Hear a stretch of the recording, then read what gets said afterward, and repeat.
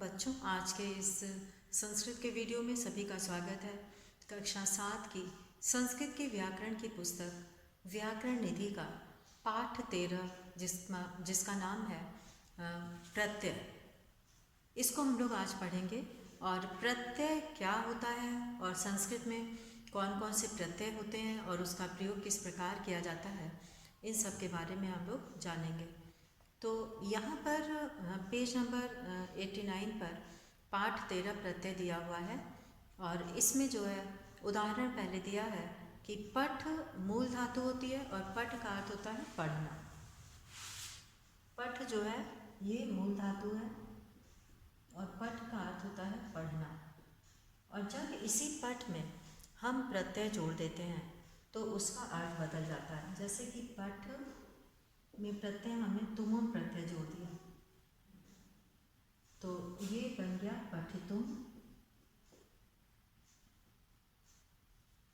और इसका अर्थ हो गया पढ़ने के लिए। इसका अर्थ हो गया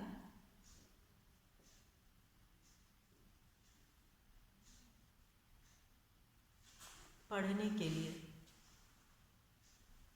तो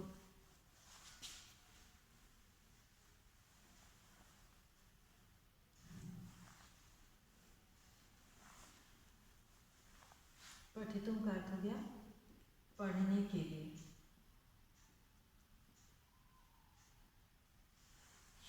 तो यहाँ पर पठ का अर्थ पढ़ना है, पठ में तुमुन प्रत्यय लगाकर पठितुम बना, जिसका अर्थ होता है पढ़ने के लिए। और इसी तरह से दृश्य, दृश्य का अर्थ होता है देखना। और जब इसमें हम प्रत्यय लगाते हैं तो इससे भी जो है बदल जाता है। दृश्य धन कत्वा बन जाएगा यहाँ पर दृष्टवा।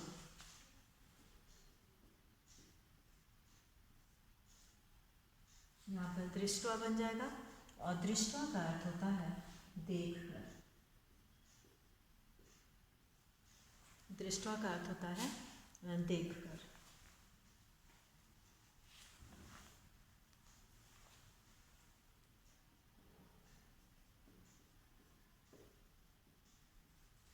तो दृष्टवा का अर्थ है देखकर। तो इस तरह से प्रत्यय जो है यहाँ पर जो उदाहरण दिया गया है इसमें पठ धातु का अर्थ है पढ़ना और पठितुम का अर्थ है पढ़ने के लिए। और इसी प्रकार दृश्य धातु का अर्थ है देखना और दृष्टवा का अर्थ है देखकर।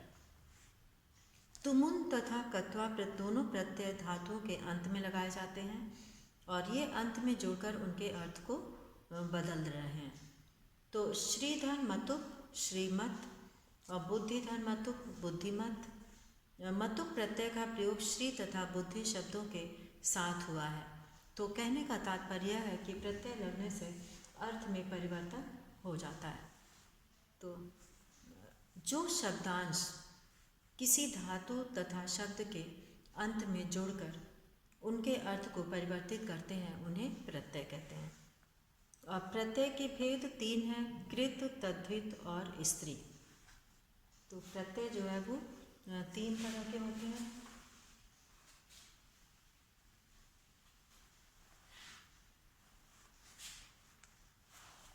कृत,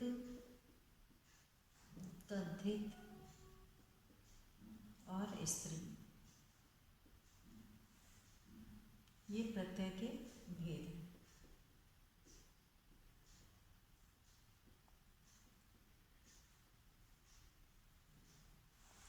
कृत प्रत्यय, तद्धित प्रत्यय और स्त्री प्रत्यय। अब इनके बारे में हम लोग अलग अलग जानेंगे कि कृत प्रत्यय वे प्रत्यय जो केवल धातुओं के बाद लगते हैं, कृत प्रत्यय कहलाते हैं। इन प्रत्ययों से युक्त शब्द को कृदंत शब्द कहते हैं। और तद्धित प्रत्यय वे प्रत्यय जो सर्वनाम, संज्ञा आदि शब्दों के बाद लगते हैं, तद्धित प्रत्यय कहलाते हैं। इन प्रत्ययों से युक्त शब्द को तद्धितांत शब्द कहते हैं। और स्त्री प्रत्यय वे प्रत्यय जो पुल्लिंग शब्दों को स्त्रीलिंग बनाने के लिए जोड़े जाते हैं और स्त्री प्रत्यय कहलाते हैं। इन प्रत्ययों से युक्त शब्द को स्त्री प्रत्यांत कहते हैं। जैसे देवता शब्द से देवी शब्द बनता है।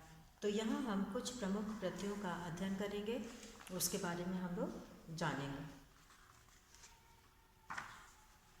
तो कत्वा, ल्यप और तुमुन। ल्यप और तुमुन का उदाहरण अभी हम लोगों ने देखा था, और यहाँ पर अब कत्वा प्रत्यय का प्रयोग हम लोग देखेंगे। चल धन कत्वा चलित्वा, खाद धन कत्वा खादित्वा। कत्वा प्रत्यय धातुओं के बाद लगता है। कत्वा प्रत्यय का त्वा शेष रहता है, अर्थात धातुओं में केवल त्वा जोड़ा जाता है। जैसे पठित्वा, खादित्वा। जब एक कार्य करके दूसरा कार्य किया जाता है तो पहली क्रिया के साथ धातु में कत्वा प्रत्यय जोड़ा जाता है और अर्थ बनता है करके। जैसे पठ धन कत्वा पठित्वा पढ़कर, हस धन कत्वा हसित्वा हंसकर, गम धन कत्वा गत्वा जाकर। अब ल्यप प्रत्यय का प्रयोग हम लोग देखेंगे। वी धन हा धन ल्यप विहाय, आ धन दा धन ल्यप आदाय। यदि धातु से पूर्व कोई उपसर्ग है तो ल्यप प्रत्यय का प्रयोग होता है, और ल्यप प्रत्यय का यह शेष रहता है, अर्थात उपसर्ग धातु और ल्यप। तो उपसर्ग युक्त धातु में केवल यह जोड़ा जाता है। कत्वा प्रत्यय की भांति इसका अर्थ भी करते हैं, करके है। जैसे कि आ धन गम आगम है, आकर। प्रधन नम धन ल्यप प्रणम्य, प्रणाम करके। तो यदि धातु से पूर्व कोई उपसर्ग है तो ल्यप प्रत्यय का प्रयोग होता है। ल्यप प्रत्यय का यह शेष रहता है, अर्थात उपसर्ग धातु और ल्यप प्रत्यय, और इसके शुरू में उपसर्ग होता है। और तुमुन प्रत्यय, जैसे पठ धन तुमुन पठितुम, पढ़ने के लिए। हस धन तुमुन हसितुम, हंसने के लिए। तो इस तरह से यहाँ पर तुमुन प्रत्यय के उन का लोप हो जाता है, केवल तुम शेष रहता है, अर्थात धातुओं में तुम जोड़ा जाता है। तुमुन प्रत्यय के लिए अर्थ में प्रयुक्त होता है। खाद धन तुमुन खादितुम, चल धन तुमुन चलितुम। तो इस तरह से यहाँ पे इन प्रत्ययों में तुम शेष रहता है और उन का लोप हो जाता है, जबकि ल्यप प्रत्यय में यह शेष रहता है और बाकी का लोप हो जाता है। और कत्वा प्रत्यय में केवल त्वा जोड़ा जाता है, क का लोप हो जाता है। कत्वा और तुमुन प्रत्ययों की तालिका। कत्वा और तुमुन प्रत्ययों की तालिका में कुछ मूल यहाँ पे दिए गए हैं मुख्य प्रत्यय। जैसे कत्वा को अलग अलग हम मूल धातुओं में जोड़ेंगे तो अलग अलग रूप बनेगा। जैसे भूधन कत्वा भूत्वा, क्रीधन कत्वा कृत्वा, चल धन कत्वा चलित्वा। और इसी तरह से ल्यप प्रत्यय से भी अलग अलग पद बनेंगे। जैसे वी धन हस धन ल्यप विहस्य, आ धन दा धन ल्यप आदाय। तो यहाँ पे ल्यप प्रत्यय है। निर्धन गम धन ल्यप निर्गत्य, प्रधन नम धन ल्यप प्रणम्य, और आ धन गम धन ल्यप आगम्य। वी धन ज्ञा धन ल्यप विज्ञाय, उपधन गम धन ल्यप उपगम्य, प्रधन विष धन ल्यप प्रविश्य, आधन नी धन ल्यप आनीय। तो इस तरह से यहाँ पर ये शब्द बनेंगे।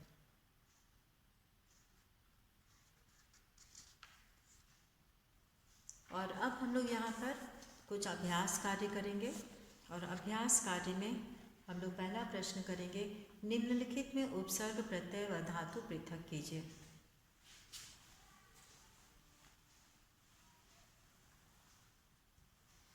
तो यहाँ पर हम लोग अभ्यास कार्य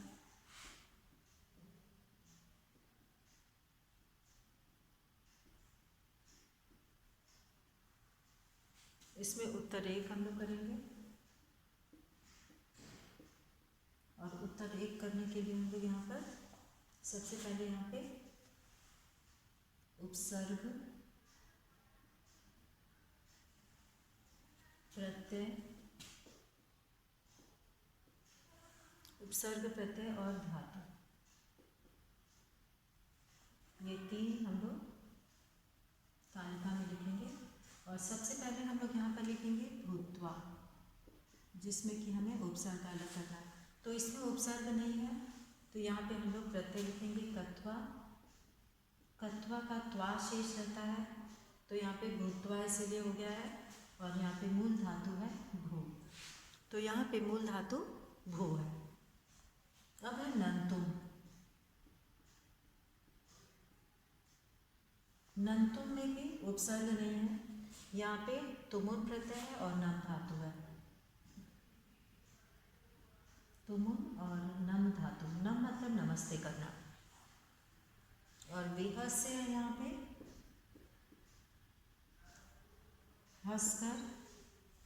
यहाँ पे वी उपसर्ग है, तो यहाँ पे उपसर्ग में वी लिखेंगे। और ल्यप है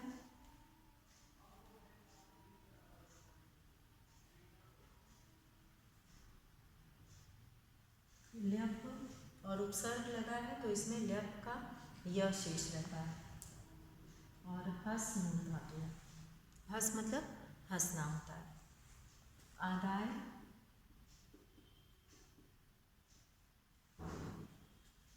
आदाय में भी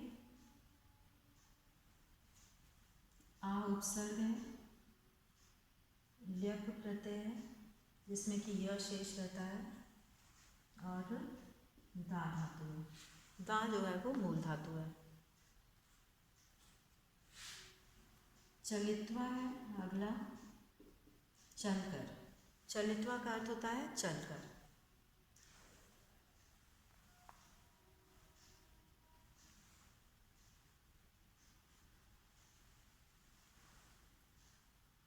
इसको हम लोग थोड़ा नीचे लिखेंगे। आदाय, आ, ल्यप और दा। आ, ल्यप और द्या, दा, ये जो है इसमें है। अब है अंतिम इसमें चलित्वा।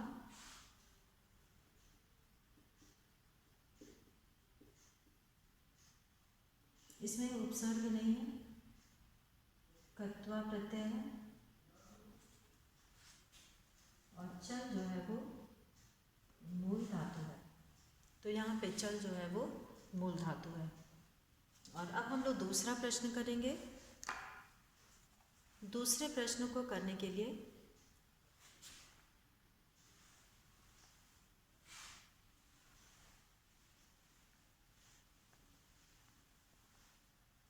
यहाँ पर हम लोग उत्तर 2 डालेंगे और प्रश्न देखते हैं इसमें क्या पूछा है। निम्नलिखित में, यहाँ पर निम्नलिखित में उचित विकल्प पर सही का चिन्ह लगाइए। तो जो सही विकल्प है, सही प्रत्यय है और सही मूल शब्द है, तो उसमें निशान लगाना है। तो उत्तर 2 में ज्ञाधन कत्वा, तो इससे जो इससे जो जुड़कर शब्द बनेगा ज्ञात्वा, ये सही है। इसको हम लोग को सही का निशान लगाना है ज्ञात्वा का। तो ज्ञात्वा पे सही का निशान लगाना है। ये क का था और ख का है खादितुम।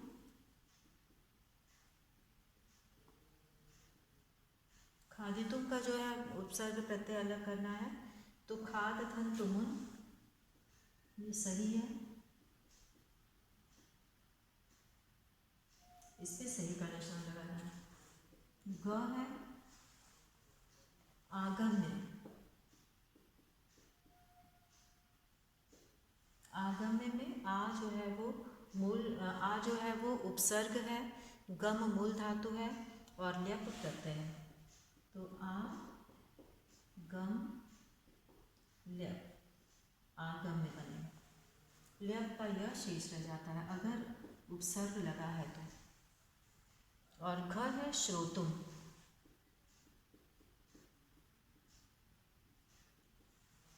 श्रोतुम में है श्रुधन तुमुन, मूल धातु श्रु है और तुमुन प्रत्यय होने से श्रोतुम बना है।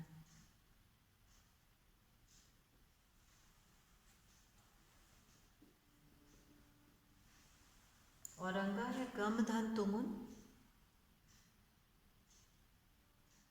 गम धन तुमुन गंतुम हो गया। तो यहाँ पे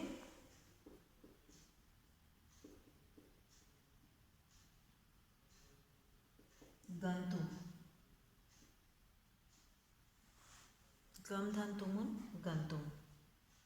और अब यहाँ पे तीसरा प्रश्न हम लोग करेंगे, और तीसरे प्रश्न के लिए हमें उचित शब्द से रिक्त स्थान भरना है।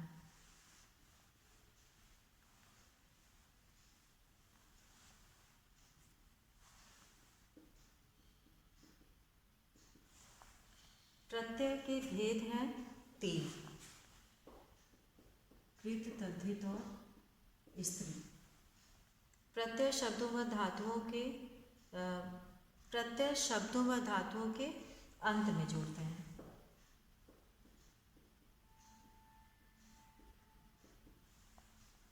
और ग है कृत प्रत्ययों से युक्त शब्दों को कहते हैं कृदंत।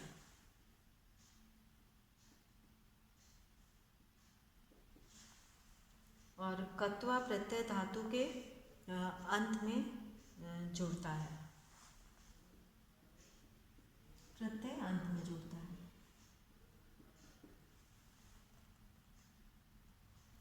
तो यहाँ पे 4 है इसमें।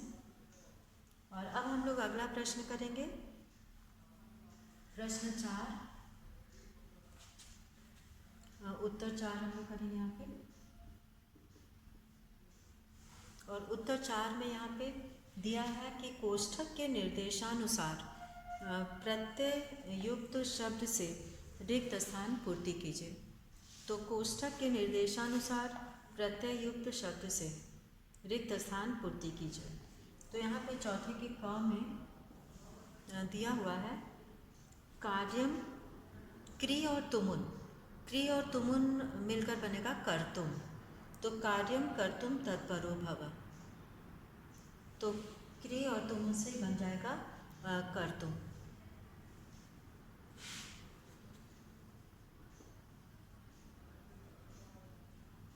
तो यहाँ पे कर्तुम बन जाएगा।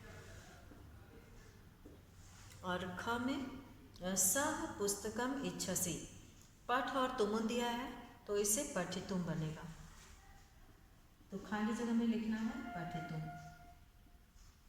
अर्थ हो जाएगा सह पुस्तकम पठितुम इच्छसि, वह पुस्तक पढ़ना चाहता है, पढ़ने के लिए चाहता है।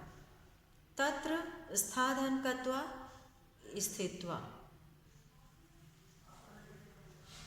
तो ग में हो जाएगा स्थित्वा, यानी कि रुक कर। तत्र स्थित्वा किम करिष्यसि, वहाँ रुक कर क्या करोगे। अब घ है अजयः पाठम क्षेत्रे क्रीडति, तो पठधन कत्वा पठित्वा पढ़कर, अजय पाठ पढ़कर क्षेत्रे क्रीडति यानी कि मैदान में खेलेगा। तो यहाँ पे घ में हो जाएगा पठित्वा। और अंग है देवदत्तः राजानम तिष्ठति, उपधन गम्य और लप है, तो यहाँ पर हो जाएगा उपगम्य, क्योंकि लप का केवल यह शेष रहता है। तो उपगम्य का अर्थ होता है पास में, समीप। तो समीप अर्थ में यहाँ पर उपगम्य का प्रयोग करते हैं। उपगम्य मतलब पास में, समीप में। तो इस वाक्य का अर्थ हो जाएगा देवदत्त राजानम स उपगम्य तिष्ठति, देवदत्त राजा के पास तिष्ठति मतलब बैठता है। तो इस तरह से यहाँ पे ये 4 प्रश्न दिए हुए थे और इन चारों ही प्रश्नों का हम लोगों ने उत्तर किया है। और इसको करने के लिए जो है प्रत्यय की पहचान होनी चाहिए और उसे जो है उच्चारण से उसमें, जैसे कि कत्वा प्रत्यय है तो उसका त्वा शेष रहता है, और तुमुन प्रत्यय है तो उसका तुम शेष रहता है, और इसी तरह से ल्यप प्रत्यय है तो उसका य शेष रहता है। तो ये पहचान अगर याद रहेगी तो शब्दों से प्रत्यय जोड़कर बनाया जा सकता है। जो मूल धातुएं होती हैं उससे जो है उसमें प्रत्यय जोड़कर अर्थ बदला जा सकता है। तो आज हम लोगों ने इस पाठ में कत्वा, ल्यप और तुमुन इन प्रत्ययों का जो है उदाहरण के माध्यम से प्रयोग करना सीखा, प्रयोग देखा और अभ्यास कार्य के माध्यम से इसका अभ्यास किया गया। तो सभी बच्चे इस किताब में पूरा कर लेंगे और इसी के साथ आज का वीडियो यहीं समाप्त करते हैं। धन्यवाद।